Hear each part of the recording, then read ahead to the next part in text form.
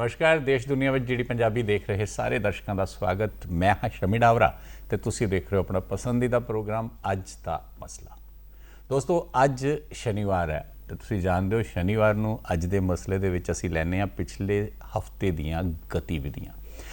ना केवल उन्हां गतिविधियां दी जिहड़ी सुर्खियां बणीਆਂ ਹੁੰਦੀਆਂ ने अखबारां ਦੀਆਂ ਜਾਂ देश विदेश ਦੇ ਵਿੱਚ ਵਾਪਰੀਆਂ ਹੋਈਆਂ ਘਟਨਾਵਾਂ ਹੁੰਦੀਆਂ ਨੇ ਉਹਨਾਂ ਨੂੰ ਲੈ ਕੇ ਤੁਹਾਡੇ ਨਾਲ ਸਾਂਝੀ ਕਰਦੇ ਆ, ਬਲਕਿ ਉਹਨਾਂ ਦੇ ਡੂੰਘਾਈ ਦੇ ਵਿੱਚ ਜਾ ਕੇ ਉਹਨਾਂ ਸਾਰੀਆਂ ਖਬਰਾਂ ਦੀਆਂ ਉਹਨਾਂ ਸਾਰੀਆਂ ਗਤੀਵਿਧੀਆਂ ਦੀ ਸਮੀਖਿਆ ਵੀ ਕਰਦੇ ਆ। ਇਸ ਲਈ ਸਾਡੇ ਇਸ ਪ੍ਰੋਗਰਾਮ ਦੇ ਵਿੱਚ ਅੱਜ ਦੇ ਮਸਲੇ ਵਿੱਚ ਇਸ ਵਿਸ਼ੇ ਦਾ ਨਾਮ ਹੀ ਇਹੀ ਹੈ, ਹਫਤਾਵਾਰ ਗਤੀਵਿਧੀਆਂ ਤੇ ਸਮੀਖਿਆ।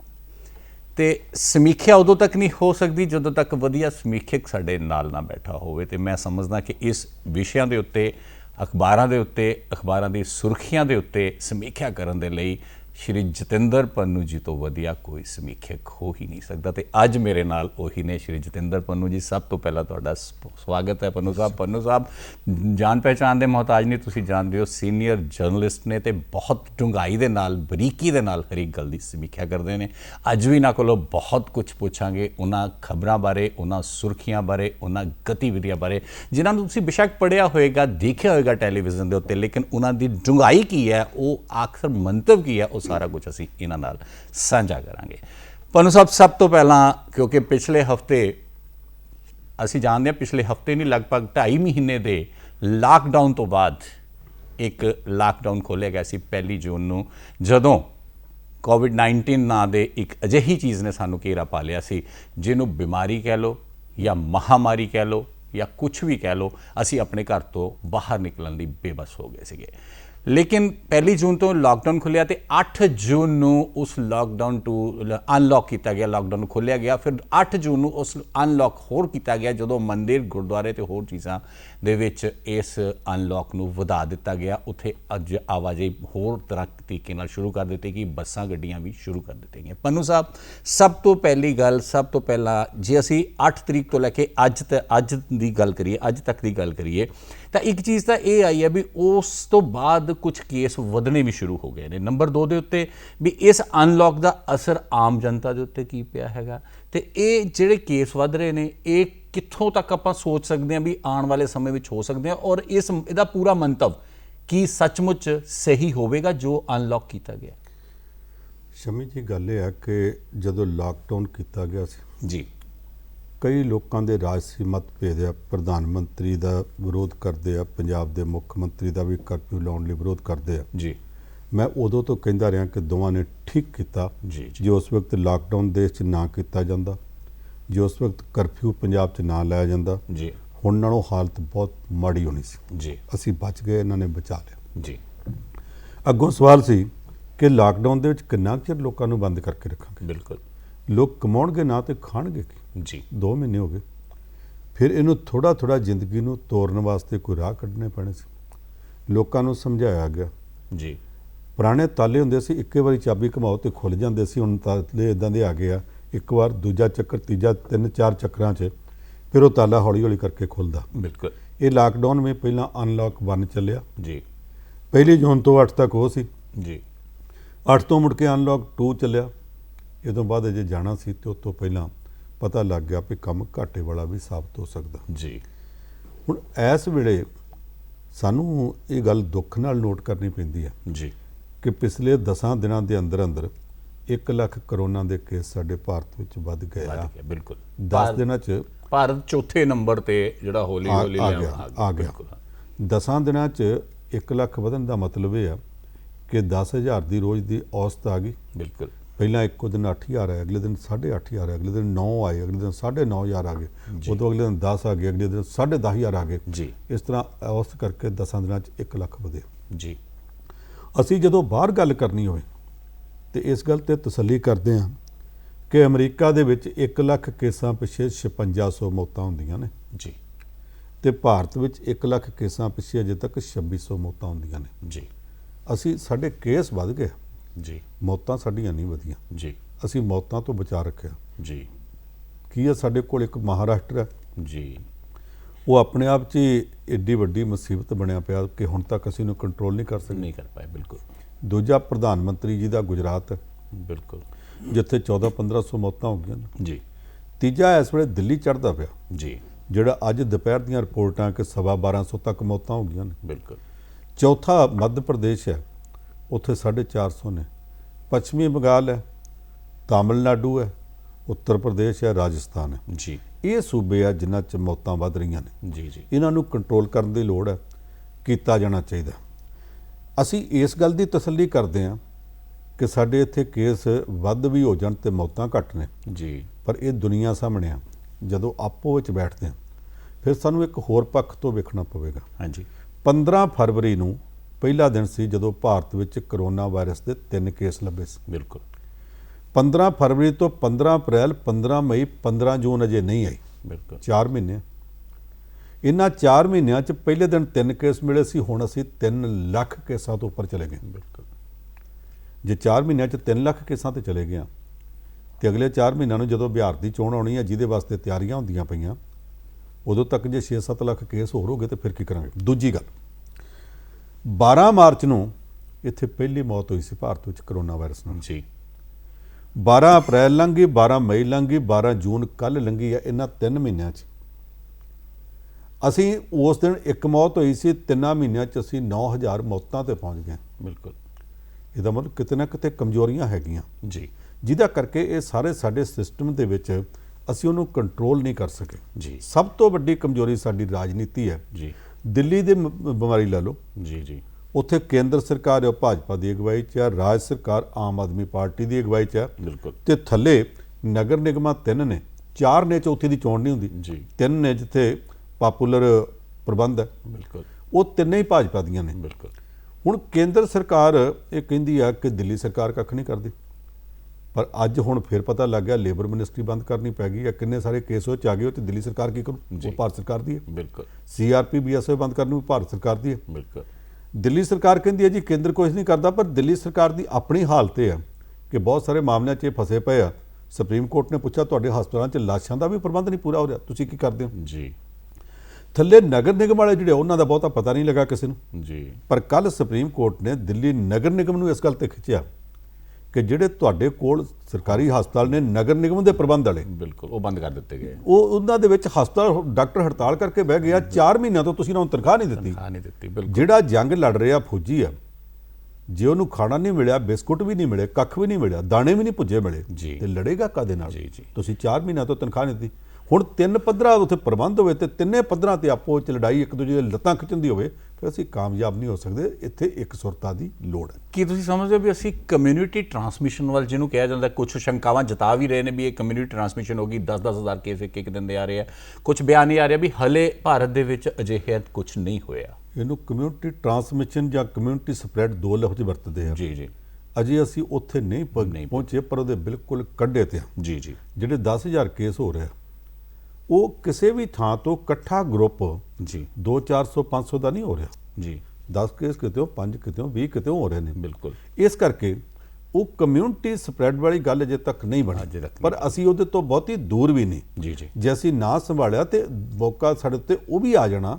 ਇਸ ਕਰਕੇ ਉਹਦੇ ਤੋਂ ਬਚਣ ਲਈ ਪਹਿਲਾਂ ਰਾਜਨੀਤੀ ਲਾਂਭੇ ਰੱਖ ਕੇ ਜੀ ਸਾਰਿਆਂ ਨੂੰ ਇਸ ਮਸਲੇ ਤੇ ਸਿਰ ਜੋੜ ਕੇ ਕੰਮ ਕਰਨਾ ਚਾਹੀਦਾ। ਜਦੋਂ ਬਿਮਾਰੀ ਸ਼ੁਰੂ ਹੋਈ, ਪਹਿਲਾ 1 ਮਹੀਨਾ ਬਹੁਤ ਵਧੀਆ ਸੀ, ਜੀ ਜਦੋਂ ਪ੍ਰਧਾਨ ਮੰਤਰੀ ਨਰਿੰਦਰ ਮੋਦੀ ਤੇ ਮੁੱਖ ਮੰਤਰੀ ਅਰਵਿੰਦ ਕੇਜਰੀਵਾਲ ਦਿੱਲੀ 'ਚ ਇਸ ਤਰ੍ਹਾਂ ਇੱਕ ਸੁਰ ਚੱਲਦੇ ਸੀ ਜਿਵੇਂ ਇੱਕੋ ਪਾਰਟੀ ਦੇ ਹੁੰਦੇ ਆ। ਜੀ। ਸਿਰਫ 1 ਮਹੀਨਾ ਚੱਲੇ, 1 ਮਹੀਨੇ ਬਾਅਦ ਫਿਰ ਰਾਜਨੀਤਿਕ ਜਿਹੜੀ ਕਿੜਕੜ ਸੀ ਹੁਣ ਉਹਨੇ ਕੰਮ ਖਰਾਬ ਕਰ ਹਸਪਤਾਲਾਂ ਵਿੱਚ ਵੀ ਆ ਗਈ ਸੀ ਕਿ ਕੇਜਰੀਵਾਲ ਨੇ ਕਿਹਾ ਸੀ ਵੀ ਇੱਥੇ ਸਿਰਫ ਦਿੱਲੀ ਵਾਲਿਆਂ ਦਾ ਇਲਾਜ ਹੋਏਗਾ, ਉਪਰਾਜਵਾਲ ਨੇ ਫਿਰ ਕਹਿ ਦਿੱਤਾ ਨਹੀਂ, ਇੱਥੇ ਪੂਰੇ ਜਿਹੜਾ ਇੰਡੀਆ। ਕੇਜਰੀਵਾਲ ਨੇ ਕਿਹਾ ਹਾਂਜੀ ਉਹ ਇਹ ਸੀਗਾ ਕਿ ਦਿੱਲੀ ਦੇ ਵਿੱਚ ਹਸਪਤਾਲ 3 ਕਿਸਮ ਦੇ ਆ। ਜੀ ਜਿਹੜੇ ਕੇਂਦਰ ਸਰਕਾਰ ਦੇ ਆਲ ਇੰਡੀਆ ਮੈਡੀਕਲ ਇੰਸਟੀਚਿਊਟ, ਉਹਦੇ ਬਾਰੇ ਤਾਂ ਕੇਜਰੀਵਾਲ ਕਹਿ ਨਹੀਂ ਸਕਦਾ। ਜੀ ਉਹਨੇ ਆਖਿਆ ਜਿਹੜੇ ਦਿੱਲੀ ਸਰਕਾਰ ਦੇ ਹਸਪਤਾਲ ਆ, ਸਾਡੇ ਕੋਲ ਬੈੱਡ ਥੋੜੇ ਆ, ਕੇਸ ਵੱਧ ਆ ਰਹੇ ਆ, ਉਹਨਾਂ 'ਚ ਸਿਰਫ ਦਿੱਲੀ ਦਾ ਇਲਾਜ ਕਰਾਵਾਂਗੇ। ਜੀ ਪਰ ਥੱਲੇ ਮਿਊਨਿਸਪਲ ਕਾਰਪੋਰੇਸ਼ਨ ਦੇ ਵੀ ਹਸਪਤਾਲ ਨੇ, ਔਰ ਬੜੇ ਵੱਡੇ ਵੱਡੇ ਹਸਪਤਾਲ ਨੇ ਉਹ ਵੀ, ਬਿਲਕੁਲ ਉਹਨਾਂ 'ਚ ਕਿਹਦਾ ਇਲਾਜ ਹੋਊ?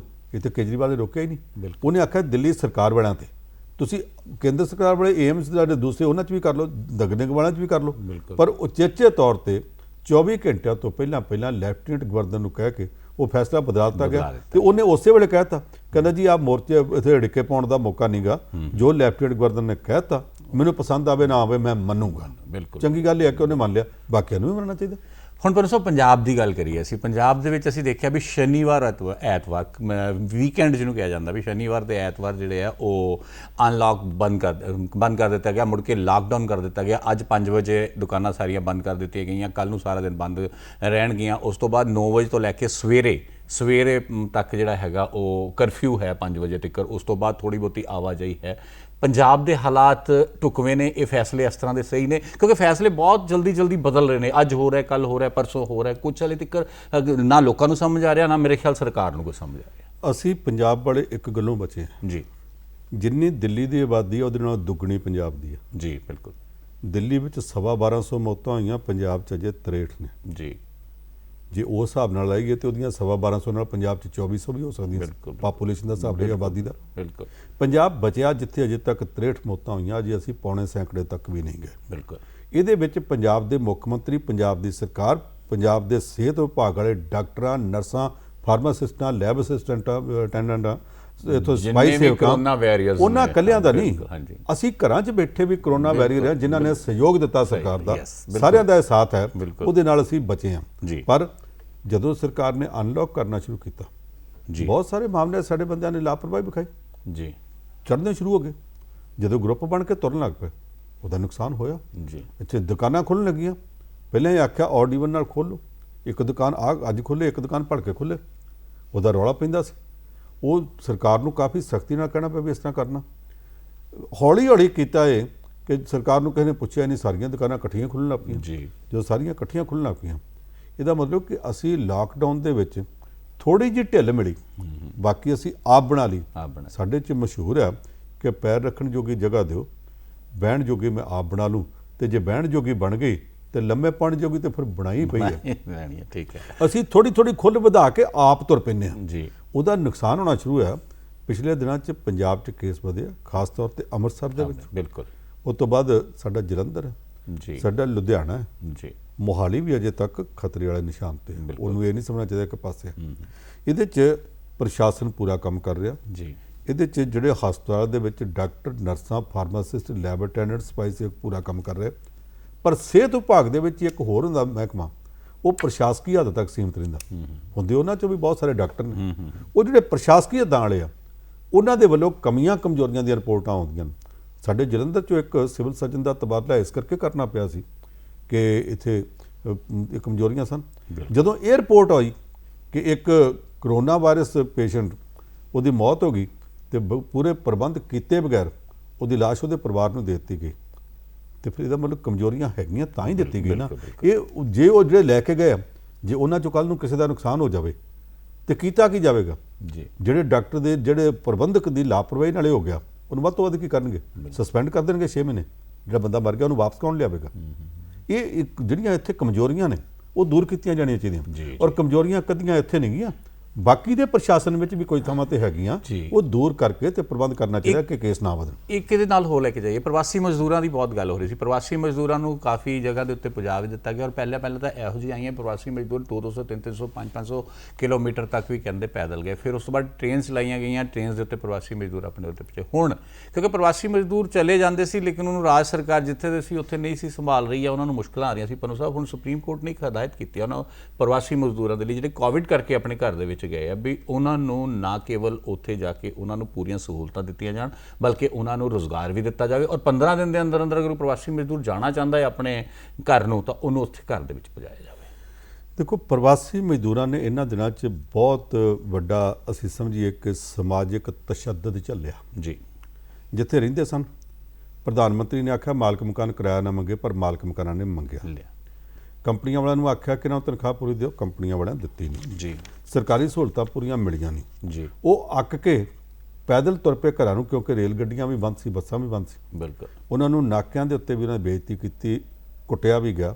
ਪੰਜਾਬ ਵਿੱਚ ਵੀ, ਗੁਜਰਾਤ ਵਿੱਚ ਵੀ, ਬੰਗਾਲ ਵਿੱਚ ਵੀ, ਮਹਾਰਾਸ਼ਟਰ 'ਚ ਵੀ, ਸਭ ਥਾਵਾਂ ਤੇ। ਬਿਲਕੁਲ। ਫਿਰ ਸਭ ਤੋਂ ਮਾੜੀ ਗੱਲ ਇਹ ਕਿ ਅਸੀਂ ਤਾਂ ਭਲਾ ਉੱਪਰੇ ਮੰਨ ਲੈ ਕਿ ਪੰਜਾਬ ਵਿੱਚ ਸਾਡਾ ਉਹਦਾ ਮੋਹ ਨਾ ਹੋਊ, ਜਿੱਥੇ ਯੂਪੀ ਤੇ ਬਿਹਾਰ 'ਚੋਂ ਨਾ ਜਾਣਾ ਸੀ, ਯੂਪੀ ਦੀ ਸਰਕਾਰ ਨੇ ਕਹਿਤਾ ਅਸੀਂ ਵੜਨ ਨਹੀਂ ਦੇਣੇ, ਬਾਰਡਰ ਦੇ ਉੱਤੇ ਰੋਕ ਦਿੱਤੇ ਗਏ। ਕਈ ਦਿਨ ਬਾਰਡਰ ਦੇ ਉੱਤੇ ਉਹ ਹਜ਼ਾਰਾਂ ਦੀ ਗਿਣਤੀ 'ਚ ਬੈਠੇ ਰਹੇ। ਜੀ ਉਹਨਾਂ ਨੂੰ ਆਪਣੇ ਘਰ ਤੱਕ ਨਹੀਂ ਜਾਣ ਦਿੱਤਾ ਗਿਆ। ਜੀ ਬਿਹਾਰ ਵਾਲਾ ਕਿਹਾ ਵੜਨ ਨਹੀਂ ਦੇਣਾ, ਉਹਨਾਂ ਨੂੰ ਆਪਣੇ ਘਰ ਵੀ ਨਾ ਜਾਣ ਦਿੱਤਾ ਜਾਵੇ।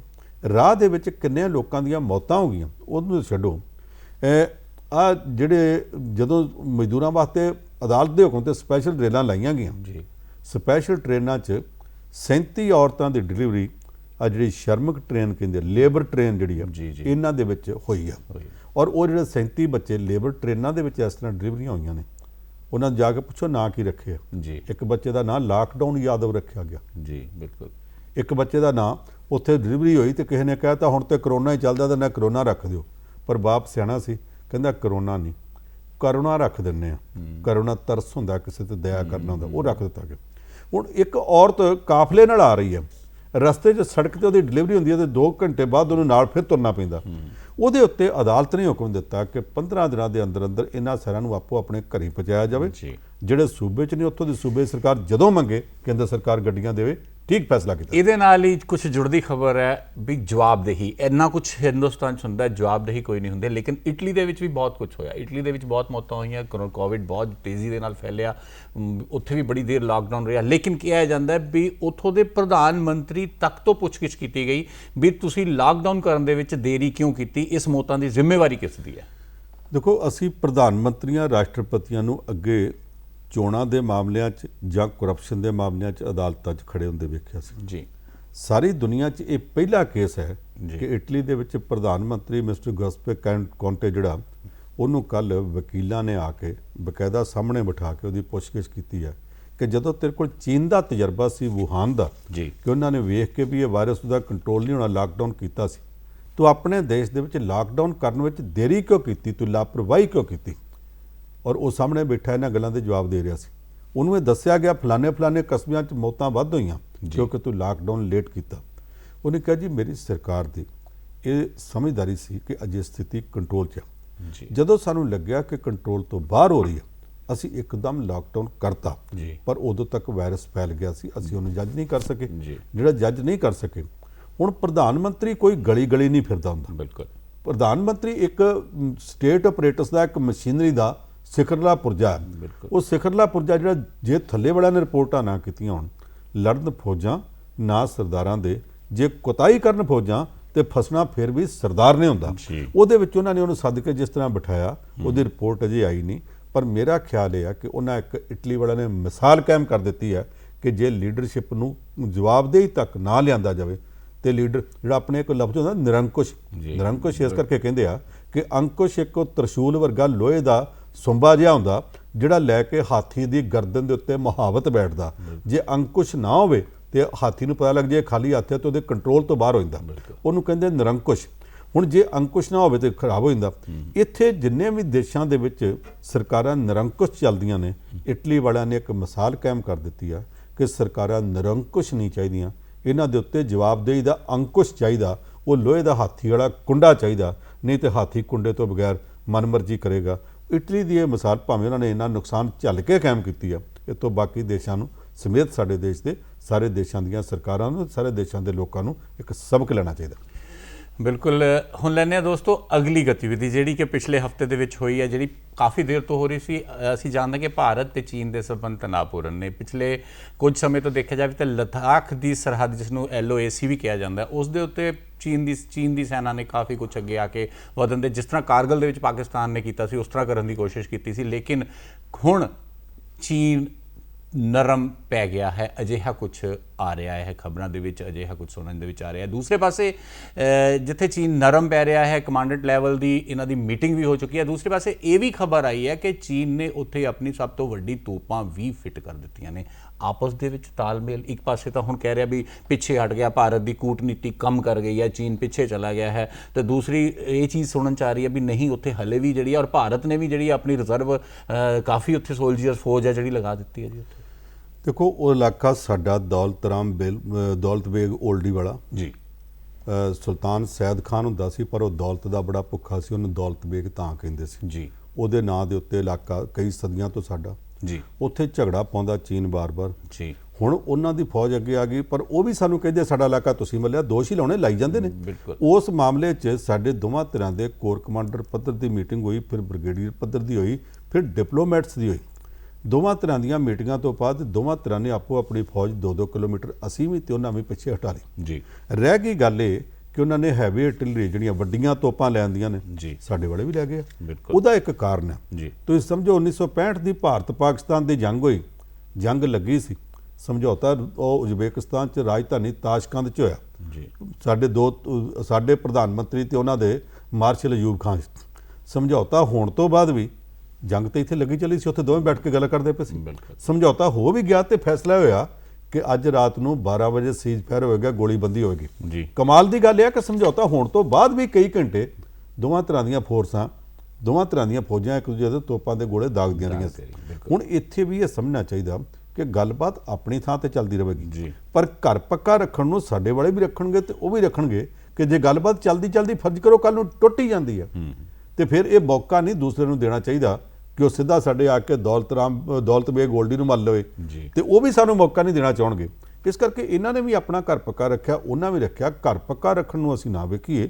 ਦੂਸਰੀ ਗੱਲ ਵੇਖੀਏ ਕਿ ਕੱਲ ਚੀਨ ਦੇ ਵਿਦੇਸ਼ ਮੰਤਰਾਲੇ ਦਾ ਵੀ ਬਿਆਨ ਆਇਆ ਕਿ ਸੁਖਾਵੇਂ ਮੂਡ ਵਿੱਚ ਗੱਲ ਚੱਲ ਰਹੀ ਹੈ ਜੀ ਤੇ ਸਾਡੇ ਵਿਦੇਸ਼ ਮੰਤਰਾਲੇ ਨੇ ਵੀ ਆਖਿਆ ਕਿ ਡਿਪਲੋਮੈਟਿਕ ਚੈਨਲ ਵੀ ਚੱਲ ਰਿਹਾ, ਸਰਹੱਦ ਤੇ ਸਾਡੇ ਬ੍ਰਿਗੇਡੀਅਰ ਪੱਧਰ ਦੀ ਵੀ ਗੱਲ ਚੱਲ ਰਹੀ ਹੈ, ਕੋਰ ਕਮਾਂਡਰ ਪੱਧਰ ਦੀ ਵੀ ਹੋਣ ਵਾਲੀ ਹੈ ਤੇ ਇਹਦਾ ਕੋਈ ਨਾ ਕੋਈ ਹੱਲ ਨਿਕਲ ਆਉਣਾ ਤੇ ਜੇ ਹੱਲ ਨਿਕਲ ਆਵੇ ਉਹ ਜ਼ਿਆਦਾ ਚੰਗੀ ਗੱਲ ਆ। ਆਪੋ ਆਪਣੇ ਘਰ ਮੋਰਚੇਬੰਦੀ ਪੱਕੀ ਦੋਵੇਂ ਤਰ੍ਹਾਂ ਰੱਖੀ ਜਾਣਗੇ। ਨਹੀਂ, ਦੂਸਰੇ ਪਾਸੇ ਇਸ ਪਾਸੇ ਅਸੀਂ ਲਦਾਖ ਨੂੰ ਇਸ ਤਰ੍ਹਾਂ ਲੈ ਰਹੇ ਹਾਂ ਵੀ ਚਲੋ ਕਿਤੇ ਨਾ ਕਿਤੇ ਗੱਲਬਾਤ ਹੋ ਰਹੀ ਹੈ ਤੇ ਇਹਦਾ ਕੋਈ ਹੱਲ ਨਿਕਲਿਆ। ਦੂਸਰੇ ਪਾਸੇ ਚੀਨ ਜਿਹੜਾ ਹੈ ਉਹ ਨੇਪਾਲ ਦੇ ਥਰੂ ਵੀ ਭਾਰਤ ਦੇ ਉੱਤੇ ਕੁਛ ਨਾ ਕੁਛ ਕਾਰਵਾਈ ਕਰ ਰਿਹਾ ਬਿਨਾਂ ਮਤਲਬ ਦੀ। ਮੇਰਾ ਖਿਆਲ ਇਹ ਹੈ ਕਿ ਨੇਪਾਲ ਕਰਦਾ ਤਾਂ ਗਲਤ ਹੈ ਜੀ ਪਰ ਥੋੜਾ ਜਿਹਾ ਉਹਨੂੰ ਸੰਭਾਲਣ 'ਚ ਕਿਤੇ ਨਾ ਕਿਤੇ ਟੈਕਟੀਕਲ ਗਲਤੀ ਵੀ ਹੋਈ ਹੈ। ਜੀ ਉਹ ਨੇਪਾਲ ਸਾਡਾ ਮਿੱਤਰ ਦੇਸ਼ ਸੀ, ਜੀ ਕਦੇ ਸਾਡੇ ਨਾਲ ਇਸਦਾ ਝਗੜਾ ਨਹੀਂ ਸੀ ਪਿਆ। ਬਿਲਕੁਲ ਬਿਲਕੁਲ ਇਸ ਵਾਰੀ ਸਾਡੇ 2-3 ਜਣਿਆਂ ਨੇ ਇਸ ਤਰ੍ਹਾਂ ਦੇ ਬਿਆਨ ਦੇ ਦਿੱਤੇ ਜਿਹੜੇ ਨੇਪਾਲ ਨੂੰ ਵੀ ਚੜਾਉਣ ਵਾਲੇ ਸੀ, ਉਹ ਬਿਆਨ ਨਹੀਂ ਸੀ ਦੇਣੇ ਚਾਹੀਦੇ। ਜੀ ਉਹਦੇ ਨਾਲ ਫਿਰ ਉਹਨਾਂ ਦਾ ਪ੍ਰਧਾਨ ਮੰਤਰੀ ਵੀ ਸੰਕਟ 'ਚ ਫਸ ਗਿਆ, ਉਹਨੇ ਵੀ ਪਾਰਲੀਮੈਂਟ ਜਾ ਕੇ ਸਖਤ ਸਟੈਂਡ ਲੈ ਲਿਆ।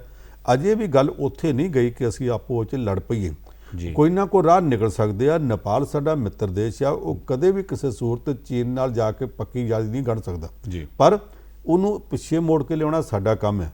ਜੇ ਅਸੀਂ ਉਹਨੂੰ ਇਧਰਲੇ ਪਾਸਿਓਂ ਮੋੜ ਨਾ ਸਕੇ ਤੇ ਫਿਰ ਉਹ ਚੀਨ ਦਾ ਬਗਲ ਦੇ ਵਿੱਚ ਜਾ ਕੇ ਬੈਠੇਗਾ। ਚੀਨ ਵਾਲੇ ਤਾਂ ਪਹਿਲਾਂ ਹੀ ਮੌਕਾ ਭਾਲਦੇ ਆ, ਉਹ ਇਕੱਲਾ ਇੱਥੇ ਥੋੜਾ, ਉਹ ਇਕੱਲਾ ਲਦਾਖ 'ਚ ਥੋੜਾ, ਉਹ ਤਾਂ ਜਾ ਕੇ ਸਾਡਾ ਅਰੁਣਾਚਲ ਪ੍ਰਦੇਸ਼ ਦੇ ਵਿੱਚ ਤਮਾਂਗ ਜ਼ਿਲ੍ਹਾ ਵੀ ਚੀਨ ਵਾਲੇ ਕਹਿੰਦੇ ਸਾਡਾ, ਫਿਰ ਤਾਂ ਕਈ ਪਾਸੇ ਉਹ ਅੱਖ ਰੱਖਦੇ ਆ।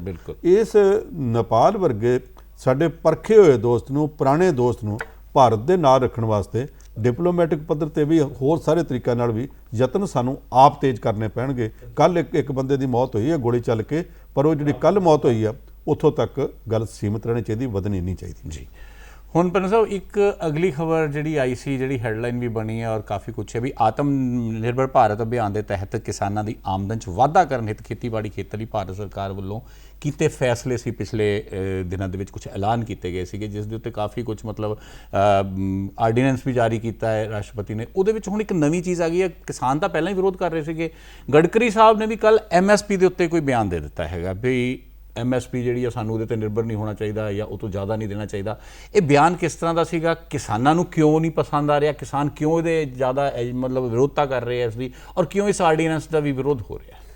ਪਹਿਲਾਂ ਤਾਂ ਇਹ ਕਿ ਰਾਸ਼ਟਰਪਤੀ ਤੋਂ ਜਿਹੜਾ ਆਰਡੀਨੈਂਸ ਜਾਰੀ ਕਰਵਾਇਆ ਸਰਕਾਰ ਨੇ, ਉਹਦੇ 'ਚ ਇਹ ਸੀ ਕਿ ਕੋਈ ਕਿਸਾਨ ਮਹਾਰਾਸ਼ਟਰ ਤੱਕ ਵੀ ਜਾ ਕੇ ਆਪਣੀ ਫਸਲ ਵੇਚ ਸਕਦਾ। ਕੋਈ ਕਿਸਾਨ ਵੇਚਣ ਜੋਗਾ ਹੀ ਨਹੀਂ, ਵੇਚ ਕਿੱਥੇ ਸਕਦਾ ਉੱਥੇ ਜਾ ਕੇ? ਬਿਲਕੁਲ ਉਹ ਵੱਡੇ ਵਪਾਰੀਆਂ ਵਾਸਤੇ ਰਾਹ ਖੋਲ੍ਹਿਆ ਸੀ। ਜੀ ਉਦੋਂ ਹੀ ਲੱਗਦਾ ਸੀ ਕਿ MSCD ਦੀ ਘੱਟੋ ਘੱਟ ਖਰੀਦ ਕੀਮਤ ਸਰਕਾਰ ਤੈਅ ਕਰਦੀ, ਉਹਦਾ ਭੋਗ ਪਾਉਣ ਲੱਗੇ। ਜੀ ਸਰਕਾਰ ਨੂੰ ਸਪਸ਼ਟੀਕਰਨ ਦੇਣਾ ਪਿਆ ਕਿ ਸਾਡਾ ਇਹੋ ਜਿਹਾ ਕੋਈ ਇਰਾਦਾ ਨਹੀਂ। ਜੀ ਹੁਣ ਘੱਟੋ ਘੱਟ ਖਰੀਦ ਕੀਮਤ ਉਹ ਹੁੰਦੀ ਹੈ ਕਿ ਜੇ ਕਿਸਾਨ ਦੀ ਫਸਲ ਕੋਈ ਨਹੀਂ ਖਰੀਦਦਾ ਤੇ ਆ ਘੱਟੋ ਘੱਟ ਕੀਮਤ ਹੈ, ਜੇ ਉਦੋਂ ਕੀਮਤ ਡਿੱਗਣ ਲੱਗੇ ਤੇ ਸਰਕਾਰ ਖਰੀਦੇਗੀ। ਜੀ ਇਹ ਕਿਸਾਨ ਦੇ ਵਾਸਤੇ ਇੱਕ ਕਿਸਮ ਦੀ ਗਰੰਟੀ ਹੈ।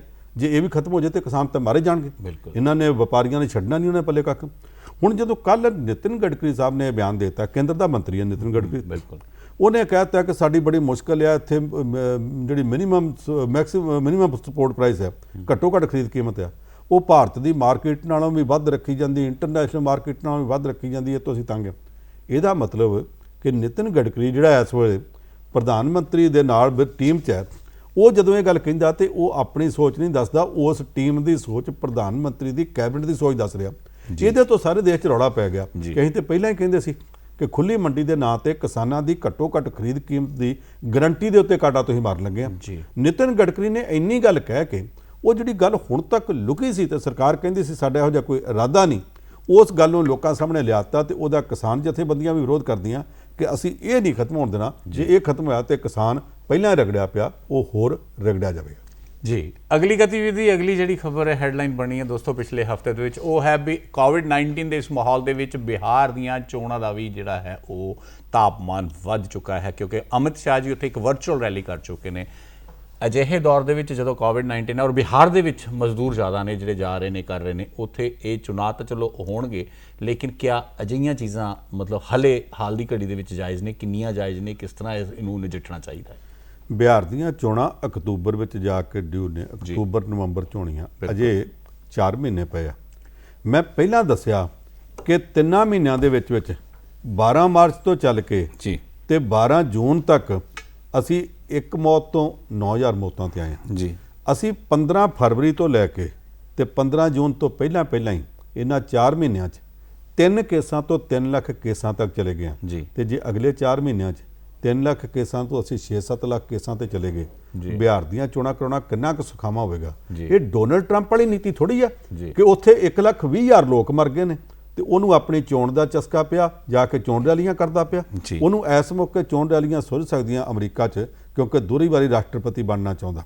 ਸਾਡੀ ਜਿਹੜੀ ਸਰਕਾਰ ਆ ਇਹ ਲੋਕਾਂ ਦੀ ਆ, ਲੋਕਾਂ ਲਈ ਆ। ਜਿਸ ਕਿਸਮ ਦੀ ਸਰਕਾਰ ਆ ਉਹ 'ਚ ਖਿਆਲ ਰੱਖਣਾ ਚਾਹੀਦਾ ਕਿ ਬਿਮਾਰੀ ਦੇ ਉੱਤੇ ਰੋਕਥਾਮ ਵਾਸਤੇ ਯਤਨ ਪਹਿਲਾਂ ਨੇ। ਬਿਹਾਰ ਦੀ ਚੋਣ ਬੜੀਆਂ ਚੋਣਾਂ ਲੜੀਆਂ, ਬਾਅਦ ਵਿੱਚ ਵੀ ਜੇ ਬਚ ਗਏ ਤੇ ਚੋਣਾਂ ਲੜਦੇ ਰਵਾਂਗੇ। ਇਸ ਮੌਕੇ ਤੇ ਇਹੋ ਜਿਹੀ ਚੋਣ ਦੀ ਛਿੰਝ ਨਹੀਂ ਪਾਉਣੀ ਚਾਹੀਦੀ। ਉਸ ਅਖਾੜੇ 'ਚ ਮੌਕਾ ਵੇਖ ਕੇ ਫਿਰ ਕੁੱਦਣਾ ਚਾਹੀਦਾ, ਕੀ ਪਤਾ ਚੋਣਾਂ ਹੋਣੀਆਂ ਕਿ ਹੋਣੀਆਂ। ਸਿਆਸੀ ਗੱਲਾਂ ਚੱਲ ਰਹੀਆਂ ਨੇ, ਸਿਆਸੀ ਦੇ ਵਿੱਚ ਇੱਕ ਗੱਲ ਹੋਰ ਜੋੜ ਦੇਵਾਂ, ਕਿਉਂਕਿ ਇਹ ਵੀ ਖਬਰ ਆ ਰਹੀ ਹੈ ਉੜਦੀ ਉੜਦੀ ਵੀ, ਇਹ ਵੀ ਆ ਰਹੀ ਹੈ ਵੀ ਪ੍ਰਤਾਪ ਸਿੰਘ ਬਾਜਵਾ ਜਿਹੜਾ ਹੈ ਉਹ ਕਾਂਗਰਸ ਛੱਡ ਕੇ ਬੀਜੇਪੀ 'ਚ ਸ਼ਾਮਲ ਹੋ ਸਕਦੇ ਨੇ। ਕਿੰਨਾ ਕੁ ਸੱਚਾਈ ਇਹਦੇ 'ਚ? ਮੇਰੀ ਸਮਝ ਆ ਕਿ ਪ੍ਰਤਾਪ ਸਿੰਘ ਬਾਜਵਾ ਖਾਨਦਾਨੀ ਕਾਂਗਰਸੀ ਹੈ ਜੀ, ਉਹ ਕਾਂਗਰਸ ਛੱਡ ਕੇ ਬੀਜੇਪੀ 'ਚ ਨਹੀਂ ਜਾਵੇਗਾ। ਪਰ ਬੀਜੇਪੀ ਇਸ ਵੇਲੇ ਅਕਾਲੀਆਂ ਤੋਂ ਹੱਥ ਛਡਾਉਣ ਦੇ ਮੂਡ 'ਚ ਜੀ, ਕਈ ਗੱਲਾਂ ਤੋਂ ਖਿਜੀ ਪਈ ਆ। ਉਹ ਕੋਈ ਸਿੱਖ ਚਿਹਰਾ ਭਾਲਦੀ ਹੈ ਜੀ। ਉਹ ਸਿੱਖ ਚਿਹਰਾ ਕਿਹੜਾ ਹੋਊਗਾ? ਅਜੇ ਪਿਛਲੇ ਹਫਤੇ ਤੋਂ ਨਵਜੋਤ ਸਿੰਘ ਸਿੱਧੂ ਨੂੰ ਮਿਟੋਇਆ, ਪਰ ਉਹਨੇ ਆਖਿਆ ਹੁਣ ਨਹੀਂ ਮੈਂ ਤੁਹਾਡੇ ਨਾਲ ਦਾ ਜੀ। ਉਹ ਢੀਂਡਸਾ ਪਰਿਵਾਰ ਵੀ ਹੋ ਸਕਦਾ, ਬਿਲਕੁਲ ਕੋਈ ABCD ਕੋਈ ਵੀ ਹੋ ਸਕਦਾ ਪ੍ਰਤਾਪ ਸਿੰਘ ਬਾਜਵੇ ਤੱਕ ਵੀ ਪਹੁੰਚ ਕੀਤੀ ਹੋਏ ਜੀ। ਮੇਰੀ ਆਪਣੀ ਸਮਝ, ਕਿਉਂਕਿ ਮੈਂ ਪ੍ਰਤਾਪ ਸਿੰਘ ਬਾਜਵੇ ਨੂੰ, ਮੈਂ ਇਹਨਾਂ ਦੇ ਪਿਤਾ ਜੀ ਨੂੰ ਵੀ ਮਿਲਿਆ ਹੋਇਆ, ਉਸ ਵਕਤ ਤੋਂ ਲੱਗ ਕੇ ਮੈਂ ਇਸ ਪਰਿਵਾਰ ਨੂੰ ਜਾਣਦਾ। ਮੇਰੀ ਸਮਝ ਕਹਿੰਦੀ ਹੈ ਕਿ ਪ੍ਰਤਾਪ ਸਿੰਘ ਬਾਜਵਾ ਨਹੀਂ ਜਾਊ, ਪਰ ਕਿਉਂਕਿ ਰਾਜਨੀਤੀ 'ਚ ਅਸੀਂ ਕਿਸੇ ਗੱਲ ਦੀ ਗਰੰਟੀ ਨਹੀਂ ਕਰ ਸਕਦੇ ਹੁੰਦੇ। ਲੱਭ ਰਹੇ ਆ ਬੀਜੇਪੀ ਵਾਲੇ ਕੋਈ ਨਾ ਕੋਈ ਸਿੱਖ ਚਿਹਰਾ, ਉਹ ਕੌਣ ਹੋਵੇਗਾ ਇਹਨਾਂ ਨੇ ਅਚਾਨਕ ਉਸ ਵਕਤ ਸਾਹਮਣੇ ਲਿਆਉਣਾ ਜਦੋਂ ਚੋਣਾਂ ਨੇੜੇ ਆ ਗਈਆਂ। ਉਹਨਾਂ 'ਚ ਇਹਨਾਂ ਨੇ ਪੱਤੇ ਖੁੱਲ੍ਹਣੇ ਨਹੀਂ ਜੀ। ਦੋਸਤੋ ਇਹ ਸਨ ਕੁਝ ਖਾਸ ਗਤੀਵਿਧੀਆਂ ਤਾਂ ਹੋਰ ਵੀ ਬਹੁਤ ਸਨ, ਲੇਕਿਨ ਸਮਾਂ ਇਜਾਜ਼ਤ ਨਹੀਂ ਦੇ ਰਿਹਾ ਸਾਨੂੰ ਕਿ ਉਹਨਾਂ ਦੇ ਬਾਰੇ ਚਰਚਾ ਕਰ ਸਕੀਏ ਪੰਨੂ ਸਾਹਿਬ ਨਾਲ। ਸੋ ਪੰਨੂ ਸਾਹਿਬ ਤੁਹਾਡਾ ਬਹੁਤ ਧੰਨਵਾਦ। ਦੋਸਤੋ ਤੁਹਾਡਾ ਵੀ ਕਰਦੇ ਹੋਏ ਧੰਨਵਾਦ। ਤੁਹਾਨੂੰ ਸਾਡਾ ਇਹ ਪ੍ਰੋਗਰਾਮ ਪਸੰਦ ਆਉਂਦਾ ਹੋਵੇਗਾ, ਤੁਸੀਂ ਇਸ ਨੂੰ ਜ਼ਰੂਰ ਦੇਖਦੇ ਹੋਵੋਗੇ। ਸਾਡੇ ਨਾਲ ਇਸੇ ਤਰ੍ਹਾਂ ਜੁੜੇ ਰਹਿਣਾ। ਮਿਲਾਂਗੇ ਅਗਲੇ ਹਫਤੇ ਇਸੇ ਵਕਤ, ਇਸੇ ਟਾਈਮ, ਇਸੇ ਚੈਨਲ ਦੇ ਉੱਤੇ ਫਿਰ ਇੱਕ ਵਾਰ ਇਸ ਹਫਤੇ ਦੀਆਂ ਗਤੀਵਿਧੀਆਂ ਨੂੰ ਲੈ ਕੇ ਦੁਬਾਰਾ। ਤਦ ਤੱਕ ਦਿਓ ਆਗਿਆ। ਨਮਸਕਾਰ।